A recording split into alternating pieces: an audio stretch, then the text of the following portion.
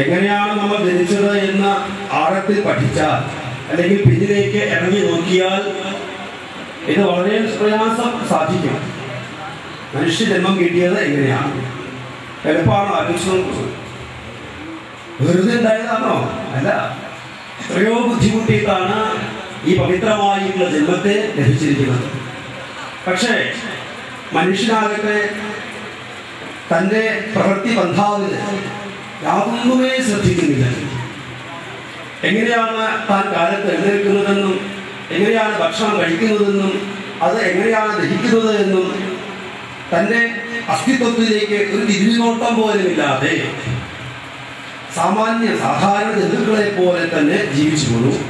കാലത്ത് എഴുന്നേൽക്കണോ, കുളിക്കണോ, കാപ്പി കുടിക്കണോ, ഭക്ഷണം കഴിക്കണോ, എന്തൊക്കെയാണ് മറ്റുള്ളവർ ചെയ്യുന്നത്? സാധാരണ ജന്തുക്കള് ക്രിമികീടങ്ങൾ പോലും ചെയ്യുന്ന പ്രവൃത്തികളെ അനുകരിച്ചുകൊണ്ട് ജീവിച്ചു പോകുന്നു.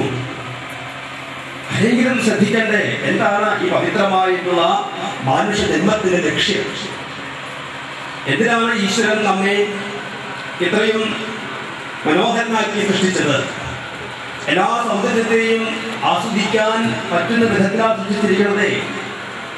ഏതെങ്കിലും പശുക്കൾ കാലത്ത് എഴുന്നേറ്റിട്ട് ഹായ് നല്ല സൂര്യനുണ്ടോ, എന്ത് രസാണോ സംഭവം കാണാൻ പറയാറുണ്ടോ? ഇല്ല.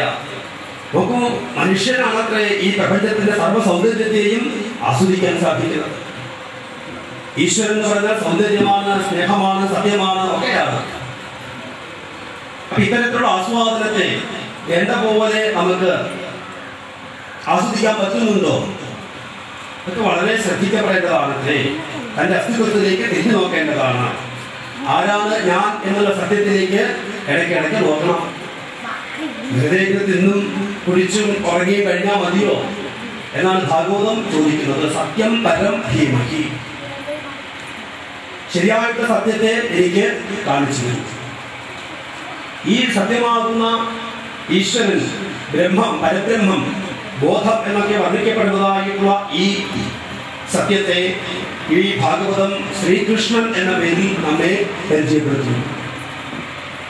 ചില പുരാണങ്ങള് ശിവൻ എന്ന പേരിൽ പരിചയപ്പെടുത്തുന്നു, ചിലർ ഗണേശൻ എന്ന പേരിൽ പരിചയപ്പെടുത്തുന്നു, ചില പുരാണങ്ങൾ ദേവി എന്ന പേരിൽ പരിചയപ്പെടുത്തുന്നു.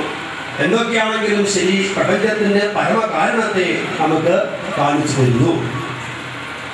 ഈ പ്രപഞ്ചത്തിന്റെ പരമകാരണത്തെ അന്വേഷിക്കുന്ന മാനവൻ അവസാനം കണ്ടെത്തുന്നു എല്ലാത്തിനെയും നിഷേധിച്ച് നിഷേധിച്ച് നിഷേധിച്ച് നിഷേധിക്കാൻ പറ്റാത്തതായിട്ടുള്ള പരമമായിട്ടുള്ള തത്വത്തിലേക്ക് എത്തുന്നു.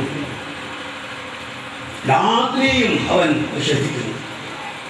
ഓംകാരത്തിനൊഴിവറിവാനായി ഓമെന്നോതിയിരിക്കണമോ, ഓമെന്നോതും മുമ്പേ നിൽപ്പതും ഓമൊഴിയും ഇടമാകുന്നു.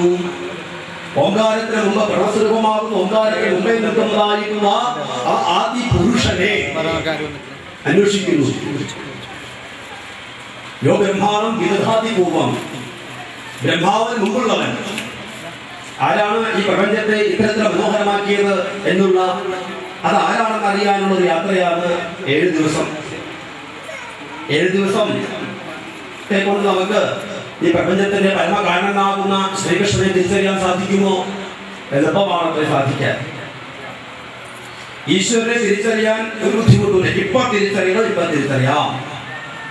ഒറ്റ ജമ്പിങ് ഈശ്വരനെ എത്ര എളുപ്പമാണെന്നറിയോ ഭഗവാനെ അറിയാൻ. പക്ഷെ നമുക്ക് സാധിക്കുന്നത് അനവധി ജന്മങ്ങൾ താണ്ടിയിരിക്കണു. ഈ സപ്താഹം വേണ്ട പോലെ, ഈ ഭഗവത് കഥകള് വേണ്ട പോലെ ശ്രമിച്ചാൽ ശ്രീകൃഷ്ണനെ പെട്ടെന്ന് തിരിച്ചറിയാം. ശ്രീകൃഷ്ണനെ തിരിച്ചറിഞ്ഞാൽ പ്രപഞ്ചത്തെ തിരിച്ചറിഞ്ഞു. ഈ പ്രപഞ്ചത്തിലുള്ള സർവ്വ വസ്തുക്കളെയും തിരിച്ചറിയാം. ഒരു ജലത്തുള്ളിയെ തിരിച്ചറിഞ്ഞാൽ പ്രപഞ്ചത്തിലെ എല്ലാ ജലത്തെയും തിരിച്ചറിയുന്നത് പോലെ, ഒരു മൺകട്ടയെ തിരിച്ചറിഞ്ഞാൽ ഈ ഭൂമിയെ ആകമാനം തിരിച്ചറിയുന്നത് പോലെ, ശ്രീകൃഷ്ണ ഭഗവാനെ തിരിച്ചറിഞ്ഞാൽ സർവ്വതും തിരിച്ചറിയാം. അതിനുള്ള യാത്രയാണ് 7 ദിവസം. ഇന്നിപ്പോ 1ാമത്തെ ദിവസം ആയിരിക്കുമോ? കഥയിലേക്ക് നമുക്ക് കിടക്കാം. എന്നിട്ട് ഈ പ്രപഞ്ചത്തിന്റെ പരമകാരണമാകുന്ന ഈശ്വരനെ അറിയേണ്ട വിധം എങ്ങനെയാണെന്ന് നമുക്ക് മനസ്സിലാക്കാം. ഭാഗവതത്തിന്റെ ആദ്യത്തെ സ്തുതി കേട്ടു, കുന്തി സ്തുതി. അതുപോലെ തന്നെ ഭീഷ്മപിതാമഹന്റെ സ്തുതി ഇതൊക്കെ നമ്മൾ കേട്ടു. വളരെ പ്രസക്തമാണ് ഈ സ്തുതികളൊക്കെ. കുരുപാണ്ഡവ യുദ്ധത്തിന് ശേഷം ശ്രീകൃഷ്ണ ഭഗവാൻ ദ്വാരകയ്ക്ക് യാത്ര തിരിക്കുന്ന സന്ദർഭമാണ് ഇപ്പോൾ. ഭഗവാന് ദ്വാരകയിലേക്ക് എത്താൻ തിരക്കൊന്നുമില്ല. കാരണം പ്രത്യേകിച്ച് ഭഗവാന് എവിടേക്കും ഒരു തിടുക്കമില്ലാത്ത വ്യക്തിയാണ്. അത് ഉടനീളം പരിശോധിച്ചാൽ കാണാം. ശ്രീകൃഷ്ണ ഭഗവാനെ ശ്രദ്ധിച്ചാൽ കാണാം, ഒന്നിനും ഒരു തിടുക്കമില്ല. തന്നെ കാത്തിരിക്കുന്നവരെ അങ്ങോട്ട് ചെല്ലുന്ന സ്വഭാവമാണ് ഭഗവാൻ. ആരാണോ തന്നെ വിചാരിക്കുന്നത് അവരെ അങ്ങോട്ട് പോയി അനുഗ്രഹിക്കും. അത്തരത്തിലുള്ള ഉറപ്പ് ആ ഭക്തന്മാർക്ക് ഉള്ളതുകൊണ്ടാണ് ഭഗവാൻ അങ്ങോട്ട് ചെല്ലുന്നത്. നമുക്കപ്പോൾ ഉറപ്പ് പോരാ, അതുകൊണ്ടാണ് നമ്മൾ അങ്ങോട്ട് കൂടി ചെല്ലുന്നത്. ഉറപ്പുണ്ടോ? ഭഗവാൻ എന്താ വിളിച്ചാൽ, കൃഷ്ണ എന്ന് വിളിച്ചാൽ ഇവിടെ വരുമെന്ന് ഉറപ്പുണ്ട് എങ്കിൽ ഭഗവാൻ ഇവിടെ വരും. നമുക്ക് ഉറപ്പില്ല, വന്നില്ലെങ്കിലോ സംശയമുണ്ട് നമുക്ക് പലപ്പോഴും.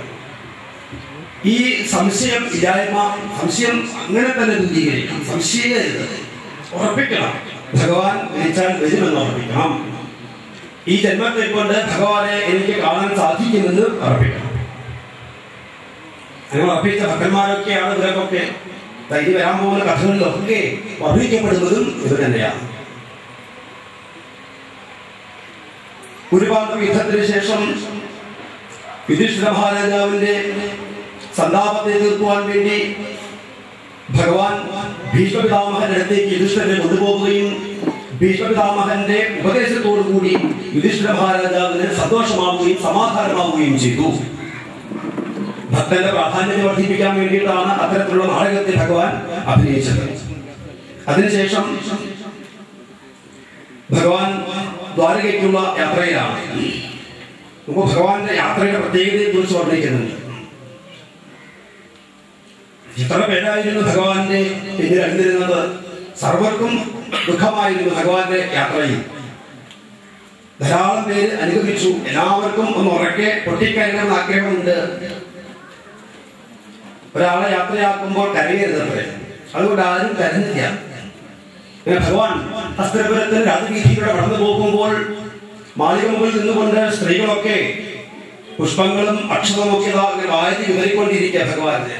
ഭഗവാനാകട്ടെ മഞ്ഞ വസ്ത്രം ധരിച്ച് വൈപ്പി ധരിച്ച് മനോഹരമായിട്ട് ബുദ്ധിയോടുകൂടി നടന്നു പോകുമ്പോൾ സ്ത്രീകളൊക്കെ പറയുന്നു അത്രേ, സവൈകിലായാം പുരുഷ പുരാതനോ അവിശേഷ ആത്മനി.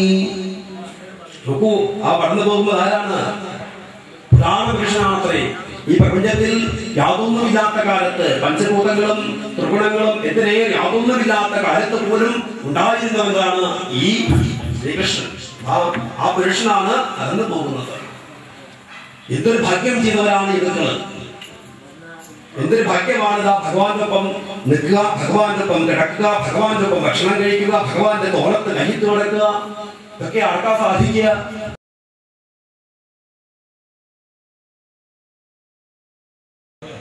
ദേവിക്ക് സാധിച്ചോ?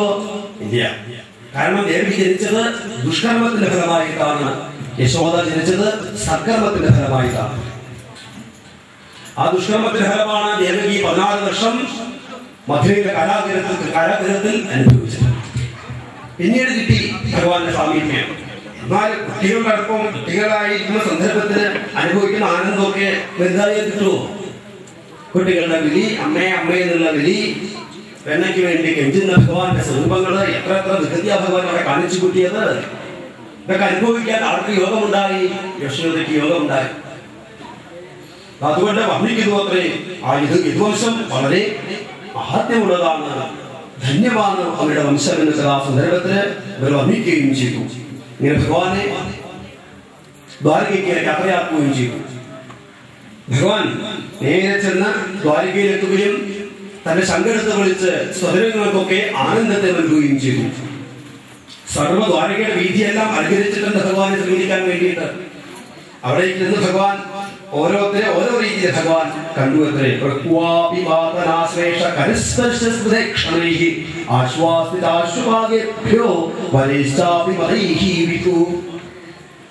ചിലവർക്കൊക്കെ ആരെങ്കിലും പരിചയക്കാരെ കണ്ടാൽ ഒരു ഷെയ്ക്ക് ഹാൻഡ് കൊടുത്താൽ സന്തോഷ.